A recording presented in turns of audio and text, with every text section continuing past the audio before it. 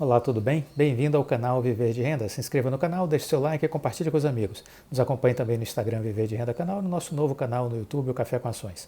Meu nome é Clóvis Faleiro, consultor empresarial, formado em administração, invisto na Bolsa desde 2006. Criamos o canal Viver de Renda não para fazer análise e recomendação de ações. Isso existe canais qualificados, com profissionais preparados, certificados para fazer esse trabalho. Aqui a gente procura contar para vocês um pouco da minha trajetória enquanto profissional que atuou no mercado corporativo, assim como investidor. Dessa forma, eu procuro passar minha experiência de vida profissional, minha experiência de vida enquanto investidor e que esse conteúdo eu imagino que possa ter utilidade para você, para que você possa refletir sobre o mundo dos investimentos, sobre o mundo corporativo e assim construir boas e inteligentes estratégias de investimento para o longo prazo e desse modo ter mais sucesso na Bolsa de Valores. A Bolsa de Valores é um ambiente propício para quem quer conseguir a sua independência financeira. O segredo é escolher poucas e boas empresas, investir olhando o longo prazo e investir ao longo dos anos. Você precisa ter uma fonte de geração de renda que lhe permita reservar todos os meses uma quantia razoável para investir na Bolsa de Valores. Essa consistência ao longo do tempo, com boas taxas de rentabilidade, de valorização, surfando ondas gigantes, escolhendo empresas que podem ter grande potencial de valorização, isso tudo combinado ao longo de 10, 15 anos vão fazer você alcançar a sua independência financeira. Tudo vai depender, obviamente, do seu nível de expectativas, de qual é o nível para a sua independência financeira ser confirmada. Até lá, é importante ter fontes de receita, fontes de renda que lhe permita sua sustentabilidade no curto prazo e ao mesmo tempo ter dinheiro para continuar investindo ao longo do tempo. Nesse vídeo a gente continua repercutindo o balanço da Oi. A gente vai estar fazendo isso ao longo dessa semana, comentando um pouco os números e as notícias que saíram a respeito desse tema. Antes de mais nada, o importante é dizer que o resultado foi positivo. A Oi reportou o lucro líquido de 1,79 bilhão no quarto trimestre, após 3 trimestres de prejuízo. Então, é um fato positivo, sim. Não interessa que a origem desse recurso que ajudou o lucro acontecer tenha sido do ressarcimento de impostos, né, que tinham sido pagos a maior e que esses créditos tenham sido retornados. Na verdade, o que é importante é entender que contabilmente nós temos dinheiro de volta ao caixa e que isso impacta positivamente a empresa, até porque esse dinheiro tinha saído do caixa, então ele retorna ao caixa. Né? Então a Oi teve um lucro líquido de 1,79 bilhão no quarto trimestre, revertendo um prejuízo de 2,28 bilhões obtido no mesmo período de 2019. O lucro ocorreu por causa de um crédito tributário diferido no valor de 3,4 bilhões, conforme o que foi dito no balanço divulgado na segunda-feira 29. A receita líquida consolidada da companhia foi de 4,77 bilhões, o que representou uma alta de 1,5 em relação ao terceiro trimestre, e no acumulado de 2020 a receita da Oi recuou 5,5, mas foi uma receita muito boa de 5,2 bilhões.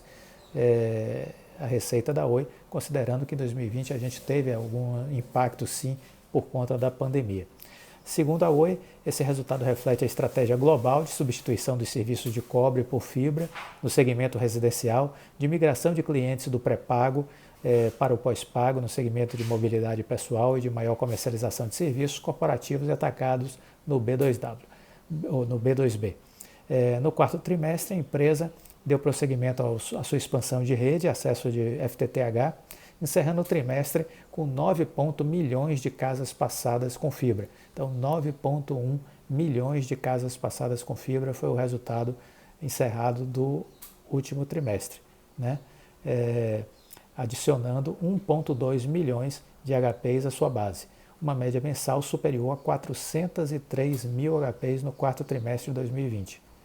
Então, a operadora indica que este foi o sexto trimestre consecutivo com incrementos de mais de 1 milhão de casas passadas. Mais de 1 milhão de casas passadas no sexto trimestre consecutivo, que foi agregando a sua infraestrutura. No ano de 2020 foram adicionados aproximadamente 4,5 milhões de casas passadas com fibra. No ano de 2020 foram adicionados aproximadamente 4,5 milhões de casas passadas com fibra. Então o ano foi muito forte do ponto de vista operacional da nova Oi. É sempre bom reforçar que eu preciso separar esse balanço, dar um recorte e olhar para a nova Oi, os números da nova Oi e os números da velha Oi esquecer, porque ela ia falir e ela já está resolvida. Está resolvida como? Os ativos estão vendidos e esse valor da venda dos ativos irá amortizar as dívidas. Acabou a história, passa a régua e está resolvido o problema, ok? Assim foi a proposta endereçada para a Assembleia de Credores, aprovada pela Assembleia de Credores em setembro de 2020, é assim que o barco está seguindo, entendeu?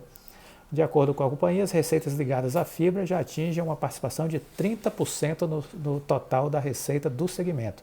30% do total da receita do segmento, o que a torna a segunda maior receita do residencial, praticamente empatada com a receita de voz de cobre, né? O EBITDA da companhia atingiu 1,66 bilhão no quarto trimestre, uma alta de 28,4%. A margem EBITDA ficou em 34,9%, incremento de 8,5 pontos percentuais. A Oi reportou prejuízo de 10,5 bi em 2020, em 2019, em 10,5 bi no ano de 2020, e em 2019 a perda tinha sido de 9 bi. Segundo a Tele, o prejuízo foi influenciado por perdas financeiras que somaram 13,5 bilhões em 2020. O EBITDA de 2020 foi de 6,40 bilhões, crescimento de 64,5% sobre a marca do ano anterior. No ano inteiro de 2020, a receita da Oi somou 18,77 bilhões. São alguns números que foram divulgados. Em paralelo também, a Oi acabou dando uma notícia, o Rodrigo Abreu disse que ela vai disputar o mercado de internet em São Paulo. Essa é uma excelente notícia, né? Mais uma excelente notícia. Nós temos aí um somatório de boas notícias que estão sendo ditas nos últimos meses, né? Desde setembro, com a aprovação do plano de aditamento da Oi, a gente tem tido aí quase que todo mês boas notícias sobre a Oi. A ação, que hoje está aí nessa faixa aí de 1,80, 1,90, né? Já deveria estar em R$4. Essa é a minha análise. Deveria estar em R$4. Simples assim. Era o que devia estar a ação da Oi. Não está, porque existe aí pressões, movimentos especulativos. Algumas pessoas dizem, por conta da quantidade, eu não vejo a quantidade de ações como uma problemática, como algo que possa ser imperativo, não é um determinante único e exclusivo para o preço da ação. Basta lhe dizer que a Magazine Luiza tem cerca de 6,5 bilhões de ações, ainda que uma parte esteja em tesouraria, mas não interessa, tem 6,5 bilhões. E a ação, antes dessa correção que ela está sofrendo agora, estava na casa de R$25 a ação. Então, mutatis mutandis, né? Se a gente for fazer uma comparação, sim, claro que a Oi poderia estar tranquilamente com essa quantidade de ações, buscando R$20, R$25. Não vejo problema nenhum. Zero de problema, né? O que determina o preço de uma ação? Vários fatores. Valor patrimonial, fluxo de caixa projetado, sua margem de lucro, sua capacidade de endividamento, né? Seu mercado, a análise de tendências de futuro. São essas variáveis que você começa a juntar e vai criando uma dimensão de valor. E na hora que você tem essa dimensão de valor, em algum momento o preço encontra essa dimensão de valor. Mais cedo ou mais tarde, né? Agora, para mim, enquanto ela for uma empresa aprisionada pelas amarras da recuperação judicial, ela estará afeita aos movimentos especulativos, porque o preço está baixo e isso interessa a muita gente que fica ganhando nas operações de curto prazo, comprando e vendendo as ações, enquanto ela está aí na bacia das almas, né? Agora, quando destravar a recuperação judicial, aí sim, quando entrarem grandes fundos de investimentos que vão numa tacada fazer uma compra de 500 milhões, 600 milhões, 700 milhões, aí sim, aí esse jogo muda. porque esse cara que está aí fazendo essa operaçãozinha para ganhar 40 centavos, 50 centavos numa transação, né, de alta e de baixa, que ele fica alimentando, ele vai ser expulso, entendeu? Porque o fundo de investimento ele não raciocina como esse operador de especulação. Ele entra acreditando no seguinte, olha, como é que vai ser essa empresa nos próximos 10 anos? Eu quero estar nesse projeto ou não? É outra visão. Então, é nessa visão que a gente vai surfar. Por isso que eu digo, vamos aprender com os tubarões e nadar com eles. E esquece os abutres que estão aí querendo apenas esses ganhos e que ganha dinheiro, a depender do volume que aporte, né?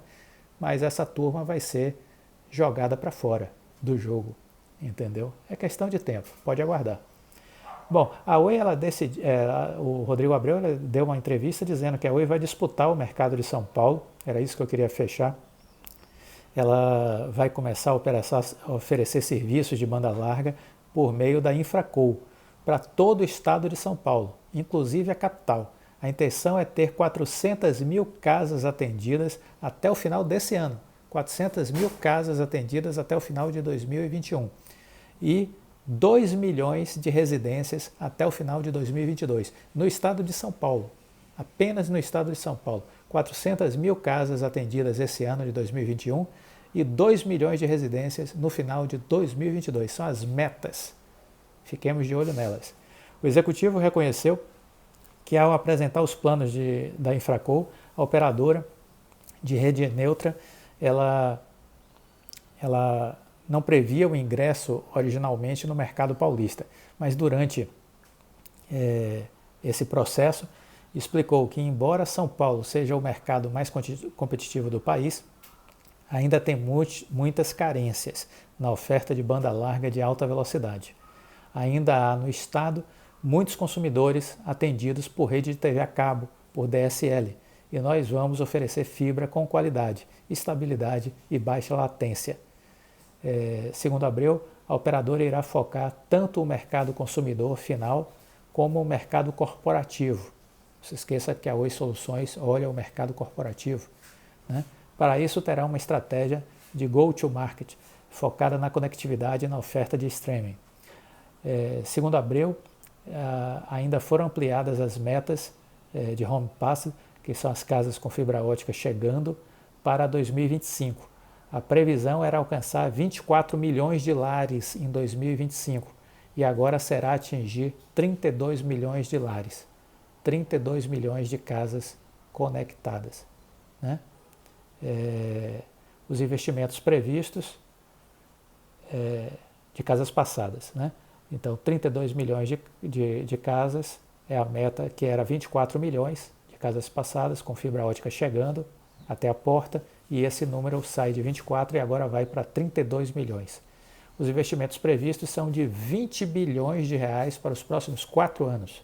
A Oi vai investir 20 bilhões de reais nos próximos 4 anos.